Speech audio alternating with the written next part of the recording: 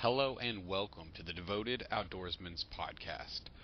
Before we start the podcast today, guys, I want to stop and talk to you guys. I want to say that I really appreciate every single one of you that have stopped and decided to listen to this podcast. I appreciate you guys taking time out of your day to come, click, subscribe, like my Facebook page, all of the interaction I'm getting from you guys.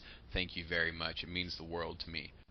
You guys are in for a great podcast today. Today we're talking with Jacob Hightown. He's an amateur rock climber, but he knows his stuff. He had some pretty crazy experiences while climbing Red Rock in Nevada, and I thought it would be cool for you guys to hear his story. Okay, well, I'm not going to bore you guys too much today, so let's go ahead and get into this awesome podcast with Jacob. So I want to welcome Jacob Hightower to the Devoted Outdoorsman's podcast. Today we're going to get this podcast started off by talking to Jacob about how he got hooked on the outdoors and where his love for the wilderness and wildlife started. With that being said, Jacob, where would you say that your love for the outdoors all started? Easy. My dad basically, he's a hunter, fisher. When he was a kid, he had to basically get dinner. He tells me stories about him going out and shooting squirrels and having to go and take down a deer for, the whole family. And it just made me think about, those kind of things. And when I was a little kid, I was the youngest of three boys, and we would all go hunting, but I would be the one that stuck with my dad. So we'd be like walking through the briar patches, and my other brothers would try to find a way around, and I would be right there behind my dad. So I think from an early age, we figured out that I had a love for the outdoors. So. Awesome, man. And you were telling me a crazy story the other day about how you did a descent off of a rock that was like 200 feet or something at night. Yeah, that was actually my very first actual real rock, like outdoors rock climb, multi-pitch trad climb. And it was pretty crazy. And I want to give a shout out to Jason Burks, because without him, I probably wouldn't be climbing on rock. And that's kind of the crazy thing is I never thought I would be a rock climber or, just go out and climb multi-pitch stuff. My biggest climb was 800 feet. But, I just want to say thanks to him, because he introduced me to it, and he kind of keeps pushing me to climb on. So he's kind of like a mentor to you in the rock climbing world.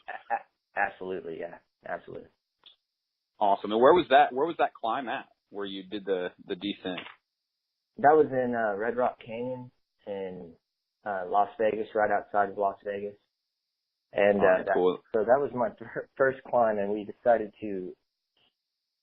Well, we have an app that shows the different walls or whatever, the different climbs. And I think when we went out there, we must have mistaken a climb, because we thought we were going to climb a 5-6, and I think it had to be at least a 5-10, because I was struggling like crazy. And we did 2 pitches, and we were going for our third pitch, which would have been we were about 250 feet. We had to stop, and it started getting dark on us, and neither one of us had headlamps. And we had 2 more pitches to go, and at the rate we were going, man, we weren't going to get to the ascent. We weren't going to get to the top. So we had to make the decision to wrap off. And I went on that climb thinking that I was just going to be able to walk off. There was a walk off. Yeah. And I had never really rappelled. I had done it. I did it in college one time off a 50-foot little bluff, and it was okay. But this was like real world, life or death kind of thing to me, and it was an eye opener, man. Like, I think that was the deciding point that I wanted to keep climbing, because he went down first, and it was probably about a 150-foot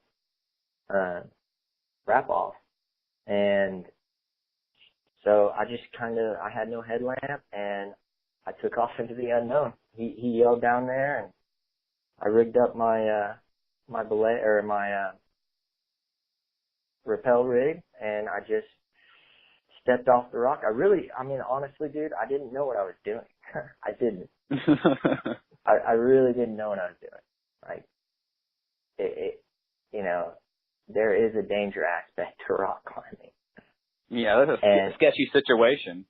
It was, man, because we had to sling across this big boulder, and I had never seen any, we're hanging on by two, paracords, it looked like, and he just rigged up a wrap off from that, and I saw him go down, and I heard him say he's on the ground, so I was like, okay, I got this, and I go, and I get about 50 feet, and I hear him yell up, hey, Hightower, just stop, man, and look around, soak it up.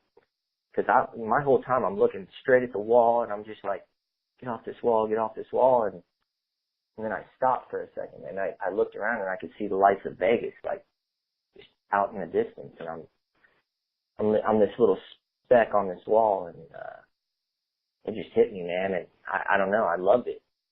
And then I kept going and going, and I was about 25, 30 feet from the ground or something, and I thought I was in the clear, and I stepped off of this ledge, and I lost my footing, and I had been walking over at an angle, and I took this 25-foot swing across the wall, 30 feet up, and it was just terrifying. I was saying every cuss word in the book, and when I got on the ground, man, I just dropped to my knees and grabbed the dirt, and I was shaking, and I'm a deer hunter, and I've come across some adrenaline moments in the woods seeing deer, and I can honestly say that moment was more adrenaline than I've ever had in my life. And I've been a hunter my whole life, and there's a lot of adrenaline when you see a big buck. So. Yeah, man, that's life or death right there. That's probably what you were thinking in your head, Oh, yeah. Your instincts were kicking in, and you were just like, I don't know what to do, You just want to get down. That's pretty crazy. But we made it back, and ever since then, I've been on probably 8 different climbs, and I go climb out at Horseshoe Canyon, and Jason Burks, he actually owns Climb Tulsa, so I get to climb at the gym anytime I want. It's awesome. Well, that's pretty cool. Yeah, it's awesome. And the Horseshoe Bend, where is that at? Is that in? That's in Arkansas. Arkansas. Okay. That's actually in. I think it's Jasper, Arkansas, or right outside of Jasper. Awesome, man. Yeah. So, have you climbed in Colorado or anything like that? Because I know that's a big place to go. Do you have any cool experiences while you were up there, or what mountains or places did you climb at? Well, there's El Dorado Canyon, and I've climbed there 2 separate times, and it's a great experience up there, man. Every time I go up there, you just look around and you go, I've got to come back, because there's too many places, too many prime awesome places to climb out there.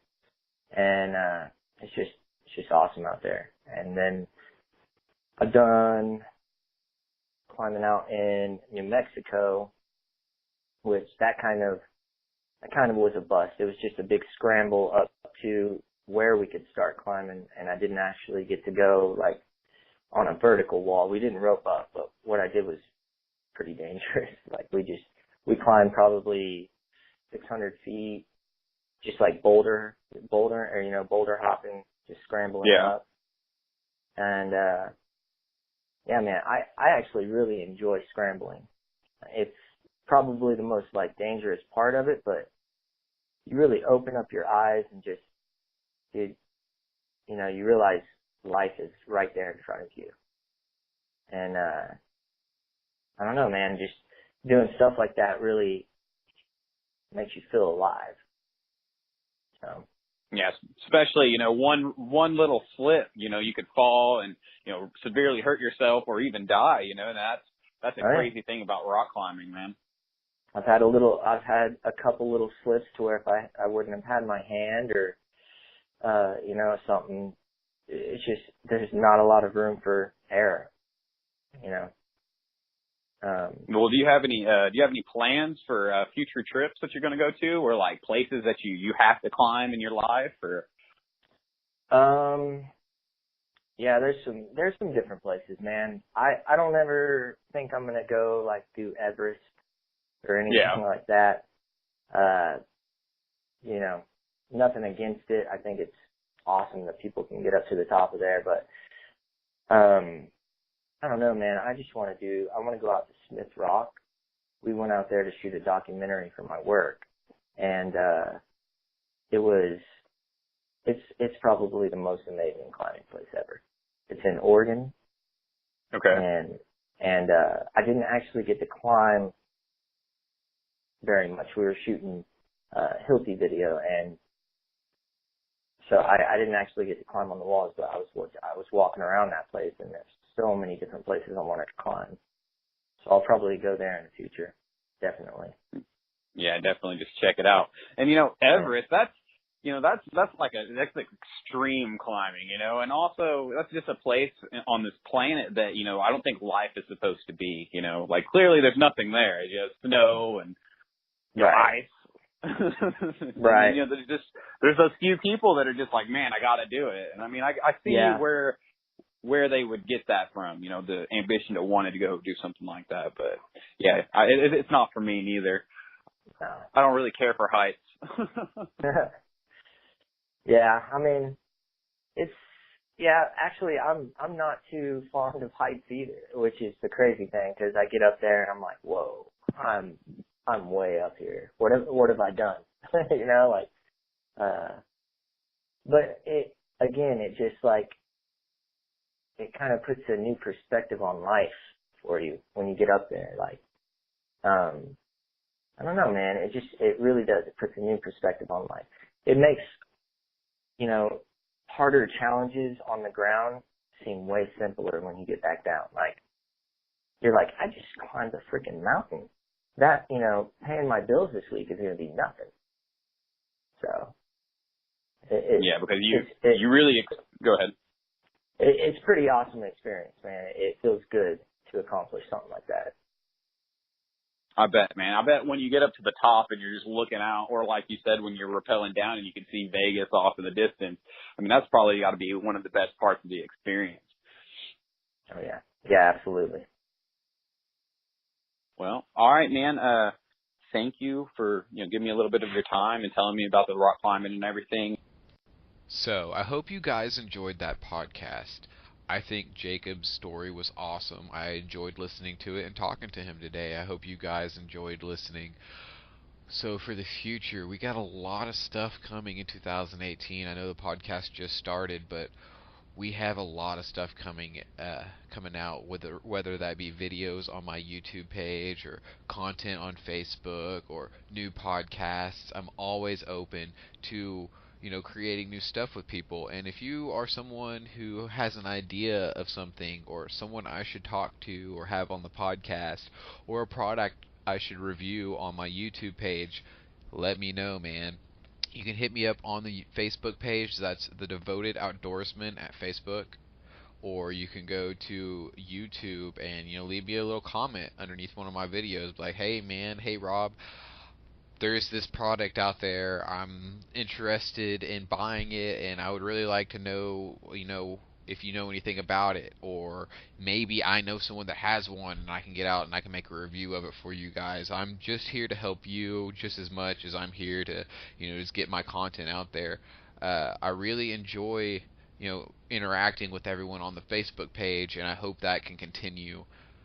Thank you guys again for coming on and to going on my Facebook page and on the YouTube. I had a lot of people comment on some of the videos, and say, hey man, this helped me out so much, or hey man, if you could show me how to do this with my trail camera, for instance, or if you could tell me a place where I can buy replacement blades for my broadheads, or whatever it is, I really appreciate you guys, just putting forth the effort to talk to me and interact with me. It shows that people are actually listening and paying attention to what I'm doing.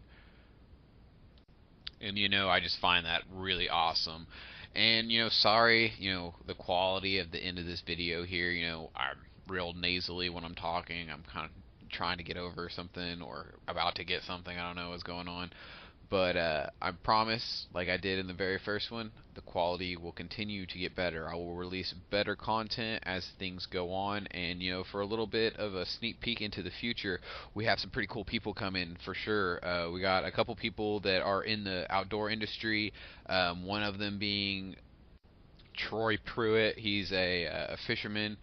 He's got a cool Facebook page you guys should check out. It's called Midwest Finesse, and there's a lot of cool people and cool stuff going on there. He's always giving stuff away for free, so it's a cool place to just kind of hang out and learn about fishing and stuff, man. So I kind of want to just end this podcast with a little story about, how I really got introduced into the outdoors and where I fell in love with it, and it's kind of a cool story. But here we go. So, in the first podcast, I talked to you guys a little bit how my father, introduced me to hunting and fishing at a very young age.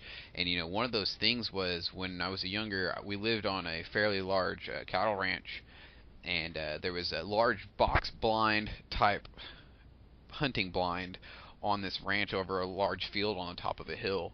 And remember, I believe I was 3, might have been 4. We were up there hunting, and it was cold, and I can't really see anything because the windows were taller than I was at that time, so I couldn't really see out the windows. And I remember just sitting on the floor, and as that good time of the evening started creeping in, and the wind was blowing, and the leaves on the trees were falling, you could hear the leaves, and I was just kind of sitting there, kind of waiting, just like, oh, I can't wait till we get to go back. It's cold, I'm not really enjoying this. I can't really see anything. And then I remember my dad saying, "Oh, wait, Robert, here comes a deer."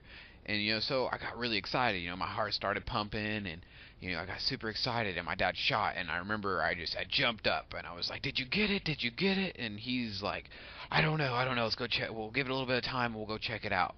So I remember we got down, and it's kind of fuzzy because I was 3 when this happened, 3 or 4 when it happened. I just kind of remember bits and pieces of it, but I do remember going to the deer when we found it, and it just being on the ground. It was a little buck, and it was just an awesome feeling. I remember being there with my dad, and my dad was excited, and I was excited, and it was just an awesome experience.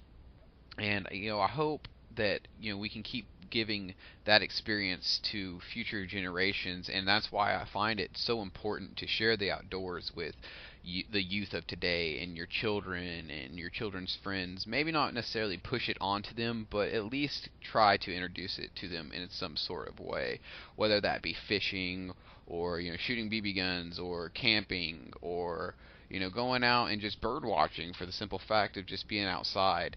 And I think a lot of times kids really enjoy that. So I want to end the podcast with that. I hope you guys listen to it. I'm sorry I rambled so much at the end, and I promise the future podcasts will be better. Hope you guys have a good weekend. Please go like the Facebook page, subscribe to the YouTube page. The Devoted Outdoorsman, logging out.